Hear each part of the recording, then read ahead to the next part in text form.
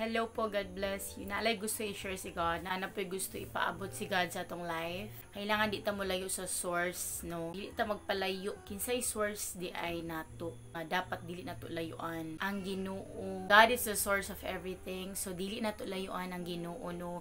Source sa tanan, source sa strength, source sa love, source sa peace. Everything that you need. Si God ra jud ang maka-fulfill ana sa imuhang kasing-kasing o gunahuna ang Ginoo ra jud. So dili nato layuan ang atong amahan nga naghatag og kalinaw, gugma, grasya, protection. Dili nato layuan ang atong amahan kay milagroso siya, mahimo niya ang tanan para sa iyang mga anak. So dili ta mo layo. Usahay ang makapalayo sa mga tao sa Ginoo ang problema. 'Di ba? Makapalayo ang problema kay tungod for example karon okay ilang life, okay ilang kinabuhi, walay problema, so nidot-dot sila maayo sa Ginoo. Pero katong naanay problema nawala na sila sa Ginoo kay tungod sa ilang hunahuna nga murag gipasagdahan sila ni God, nga murag wala sila gihigugma sa Ginoo. Kailangan bisan unsa nga sitwasyon higugmaon nato ang Ginoo. Bisan unsa nga sitwasyon dili nato biyaan ang Ginoo. Kailangan higugmaon nato ang Ginoo sa tanang sitwasyon. Dili pwede nga mahigugma lang ka kay God nga nindot imong kinabuhi. Kailangan bisan unsa nga sitwasyon ang imong agian, kamong duha gyud ang magkauban sa Ginoo. Wala nay lain. Si God ra jud ang makahatag sa tanan nimong kailangan diri sa kalibutan. Dili ta magpalayo no sa Ginoo no kay kita ang luoy. Luoy kaayo ta kung malayo ta sa atong amahan nga gihigugma tag maayo. Ang tanang kamaayo maora gyud ang gusto para sa tua. Siguro usahay di nato masabtan.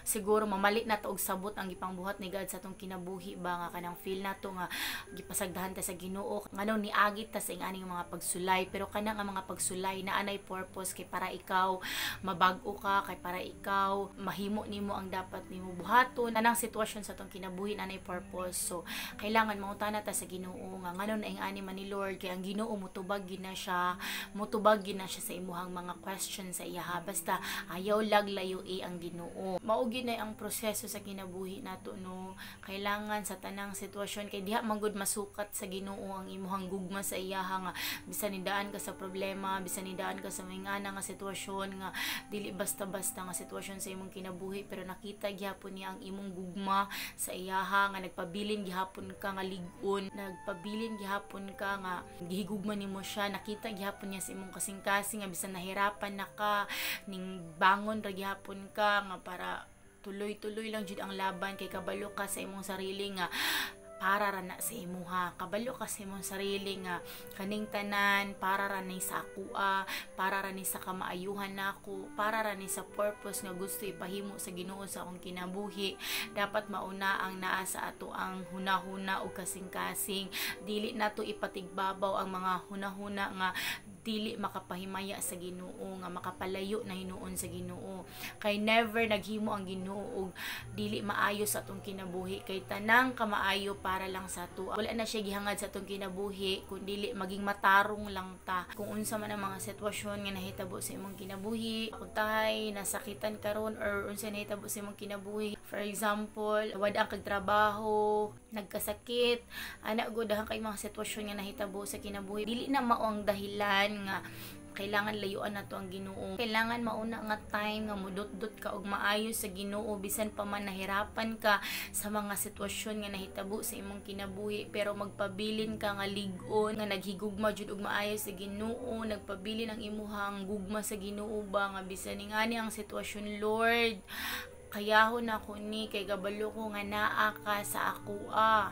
Ana na dili pwede nga ingani ang sitwasyon nga molayo na ka sa Ginoo.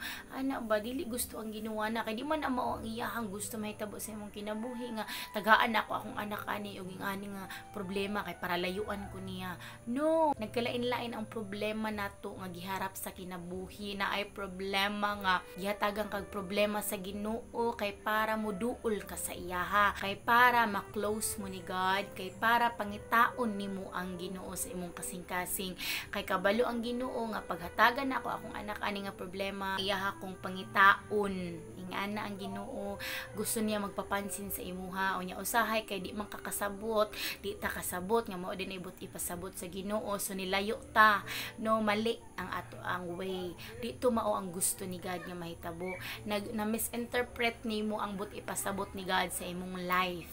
So kailangan pangutanaon nato ang Ginoo kung unsa ni Lord, unsa man imong but ipasabot ani sa ako Lord. Ana, dili kay mulayo na ka, di na ka muampo, di na ka musimba, wala na kay pakialam sa iya, di na ka maminaw og mga instructions sa Ginoo sa imong kinabuhi. Wala na, gilayuan na nimo ang Ginoo. So dili na mao. Ang Ginoo nagkinahanglan sa imuha kay higugma kaniya. So kailangan sabto na to ang Ginoo, no. Gusto sa Ginoo nga bisan unsa nga sitwasyon naa siya sa imong kasing-kasing. Kay mao na ang pinaka main purpose nato diri sa kalibutan nga nabuhi ta diri sa kalibutan kay para mga lagad ta sa Ginoo, para higugmaon nato ang Ginoo, para siya ang atong himuong Ginoo. Yes, may mga struggles pero ma-overcome nato na kay tungod naa siya sa atoa. Gitabangan ta niya, giprotektahan ta niya bisan sa mga sitwasyon nga nahitabo, gigugma kaniya.